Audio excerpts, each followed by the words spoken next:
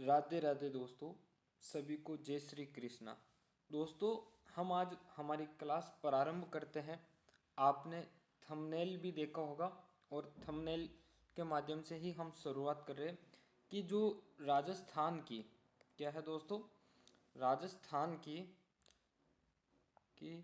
सभी प्रतियोगिता परीक्षाओं के लिए हमारी जो ये क्लास है रहने वाली है। क्लास किस विषय की है? तो राजस्थान का इतिहास विषय की है। और इस क्लास से हम क्या है, जीरो से शिखर तक जाने का प्रयास करेंगे दोस्तों। आज का जो हमारा टॉपिक रहने वाला है वो है दोस्तों राजस्थान इतिहास का सामान्य परिचय से टॉपिक रहेगा। और यूं समझो ये भाग 1 है दोस्तों आज की क्लास का। ये लगभग दोस्तों हम 3 भागों के अंदर पढ़ने का प्रयास करेंगे इसको। ठीक है।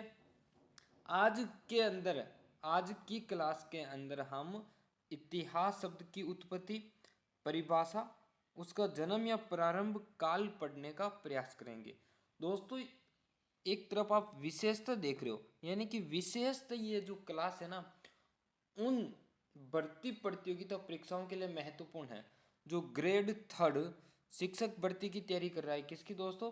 ग्रेड 3 शिक्षक भर्ती की तैयारी कर रहा है, चतुर्थ श्रेणी की तैयारी कर रहा है, जो 52,000 के आसपास भर्ती निकली हुई है। कितनी दोस्तों? 52,000 के आसपास।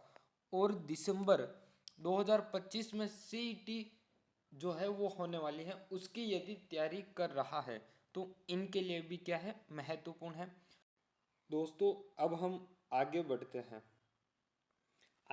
हैं, तो अब हम इतिहास शब्द को पहले लेते हैं कि इतिहास शब्द की उत्पत्ति कहाँ से हुई है, किस भाषा से हुई है। तो दोस्तों देखना इधर, इतिहास शब्द ये सही से लिख देता हूं मैं।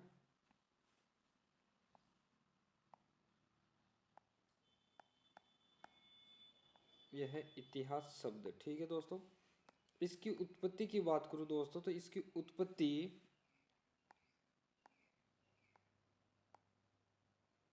जो उत्पत्ति है दोस्तों वो मानी जाती है ग्रीक भाषा से। कहाँ से दोस्तों? ग्रीक भाषा से मानी जाती है, ग्रीक भाषा से मानी जाती है। और ग्रीक भाषा के कौन से शब्द से दोस्तों? तो जो शब्द है दोस्तों वो शब्द है हिस्ट्री शब्द। कौन सा? हिस्ट्री शब्द, हिस्ट्री शब्द से मानी जाती है। इस हिस्ट्री शब्द का जो अर्थ है दोस्तों, वो अर्थ क्या होता है देखना आप। तो हिस्ट्री शब्द का जो अर्थ होता है वो होता है जोड़ना या फिर बुनना होता है। क्या होता है दोस्तों?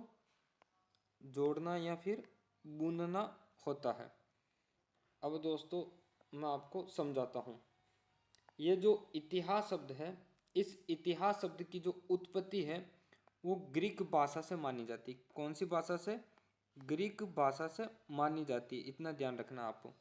और ग्रीक भाषा के कौन से शब्द से? तो वो है हिस्ट्री शब्द से दोस्तों। और इस हिस्ट्री शब्द का जो अर्थ है दोस्तों, वो अर्थ क्या है? वो अर्थ है जोड़ना या फिर बुनना होता है दोस्तों। ये तो हो गई इतिहास शब्द के बारे में।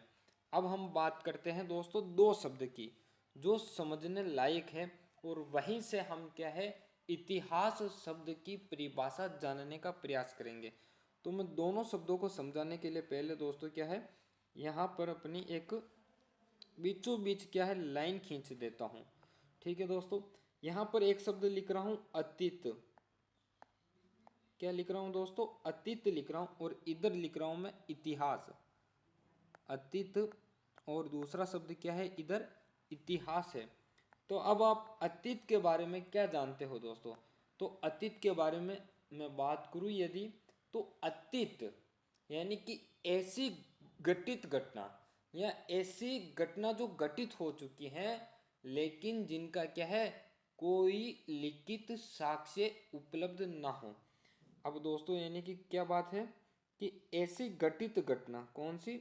ऐसी घटित घटना, घटित घटना जिनका क्या हो, लिखित साक्ष्य उपलब्ध ना हो, जिनका लिखित साक्ष्य क्या हो, उपलब्ध ना हो, लिखित साक्ष्य उपलब्ध ना हो, साक्ष्य क्या हो, उपलब्ध ना हो, उसे हम क्या है, अतीत कहते हैं।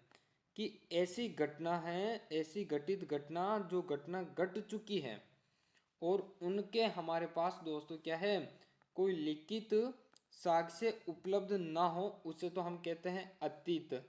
क्या कहते हैं, अतीत। अब इतिहास के बारे में बताता हूं कि इतिहास को क्या कहते हैं। तो इतिहास के बारे में दोस्तों देखना कि ऐसी घटित घटना क्या है, ऐसी घटित घटना, ऐसी घटित घटना, ऐसी घटित घटना जिनका लिखित साक्ष्य क्या हो, उपलब्ध हो, जिनका लिखित साक्ष्य क्या हो, उपलब्ध हो, जिनका क्या हो, लिखित साक्ष्य उपलब्ध हो, उन्हें क्या है, हम इतिहास कहते हैं। लिखित साक्ष्य उपलब्ध हो, लिखित साक्ष्य क्या हो, उपलब्ध हो,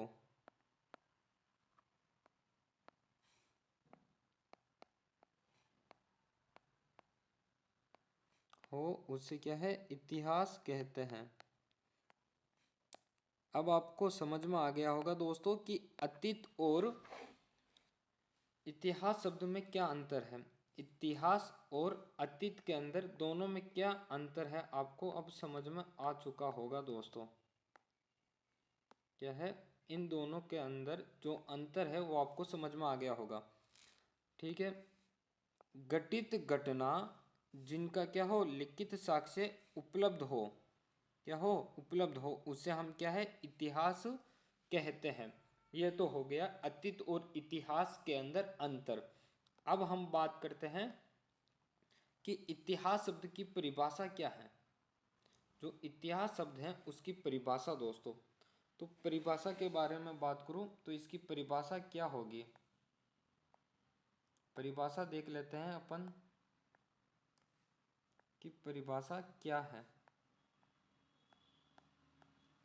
परिभाषा देखते हैं तो दोस्तों परिभाषा ये होती है कि ऐसी प्रमाणिक घटना, ऐसी प्रमाणिक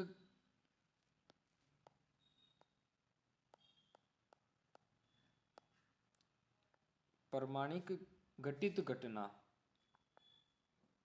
क्या है, ऐसी प्रमाणिक घटित घटना, घटना जिनको कालक्रम से, जिनको कालक्रम से, जिनको कालक्रम से जोड़ते हुए, ऐसी प्रमाणिक घटित घटना जिनको कालक्रम से जोड़ते हुए सुव्यवस्थित लिखना ही क्या है, इतिहास कहलाता है। जोड़ते हुए सुव्यवस्थित लिखना ही क्या है, इतिहास कहलाता है। सुव्यवस्थित लिखना ही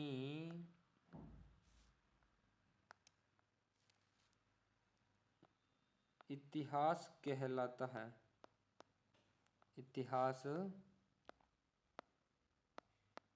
कहलाता है। ये अपनी क्या है, परिभाषा है किसकी, इतिहास शब्द की परिभाषा। परिभाषा क्या है, ऐसी प्रमाणिक घटित घटना जिनको कालक्रम से जोड़ते हुए सुव्यवस्थित लिखना ही इतिहास कहलाता है दोस्तों। ठीक है, यह तो हो गई परिभाषा। अब हम आगे बात करें तो इतिहास शब्द का जन्म कब माना जाता है। इतिहास शब्द जो है वो तो हमने देख लिया, परिभाषा देख ली। अब हम इतिहास शब्द के बारे में देखें तो इसका जन्म या प्रारंभ काल, इसको भी हम दो भागों में देखेंगे दोस्तों। भारतीय इतिहास का जन्म, पहला तो हम क्या देखेंगे, भारतीय इतिहास का प्रारंभ काल। भारतीय इतिहास का प्रारंभ काल।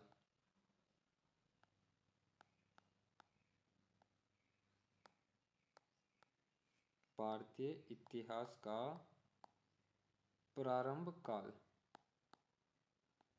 और एक तरफ अपन देखेंगे राजस्थान इतिहास का प्रारंभ काल। राजस्थान इतिहास का जन्म या फिर कहे तो प्रारंभ काल।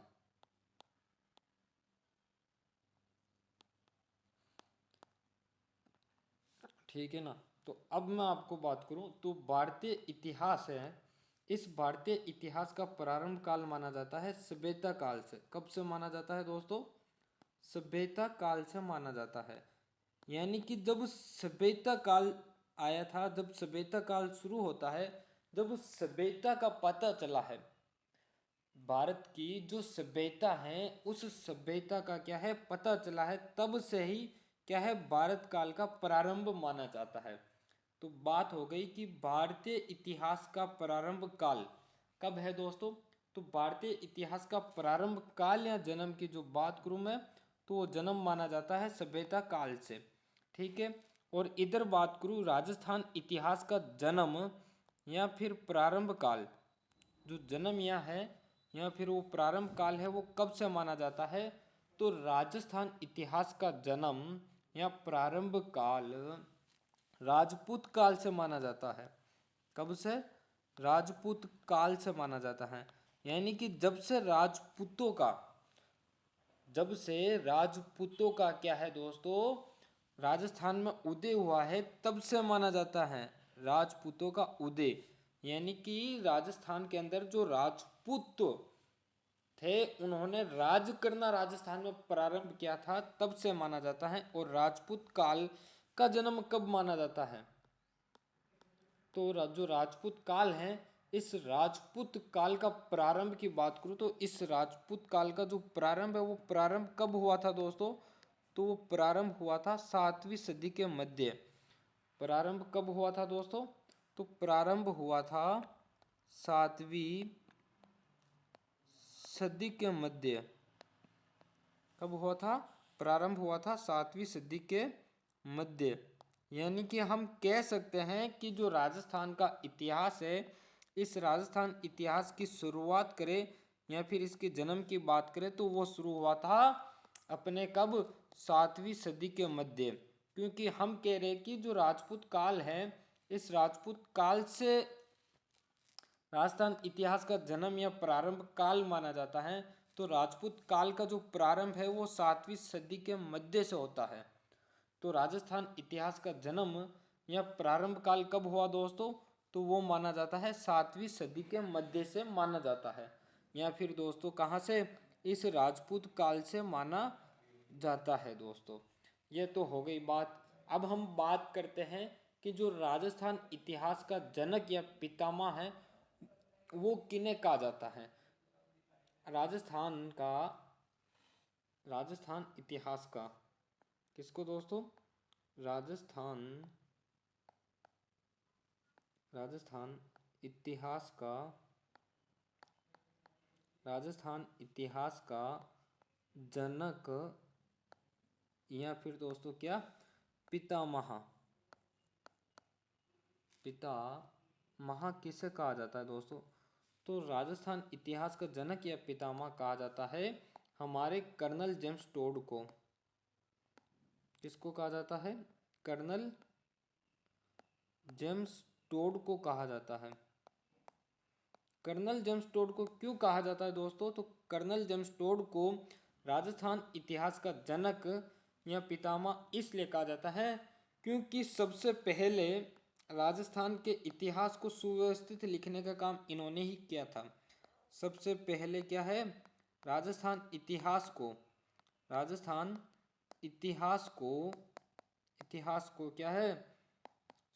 इतिहास को समय के अनुसार लिखने का काम किया था। समय के अनुसार और क्या है? संगठित लिखने का काम किया था। अनुसार लिखने का काम किया था। इसलिए इनको क्या है, राजस्थान इतिहास का जनक या पितामह कहा जाता है।